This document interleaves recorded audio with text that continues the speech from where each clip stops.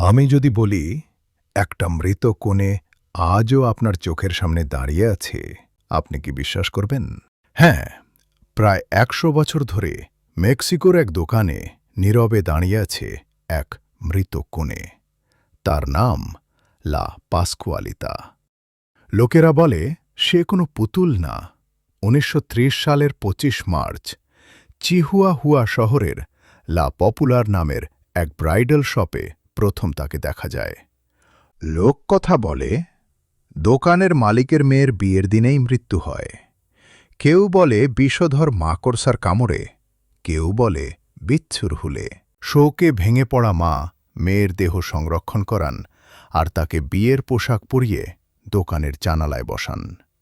তার আঙুলে নখ দেখা যায়, ত্বকে ভাঁজ, পায়ের নিচে শিরার দাগ। অনেকে বলে তার চোখ নাকি মানুষকে অনুসরণ করে। কেউ কেউ রাতে তার ভঙ্গি বদলাতে দেখেছে, কেউ আবার তার আশীর্বাদও চায়। কিন্তু এখানেই আসে সবচেয়ে বড় প্রশ্ন। বিশেষজ্ঞরা বলেন খোলা দোকানে প্রায় ১০০ বছর কোনো মানুষের দেহ সংরক্ষণ করা বৈজ্ঞানিকভাবে অসম্ভব। তাহলে লা পাসকুয়ালিতা কি শুধুই এক নিখুঁত মোমের পুতুল, নাকি সত্যি এক মৃত কোণে আজও দাঁড়িয়ে আছে? আপনি কি মনে করেন? কমেন্টে বলুন। ভিডিও ভালো লাগলে লাইক দিন আর এমন রহস্যের গল্প পেতে চ্যানেলটি সাবস্ক্রাইব করুন।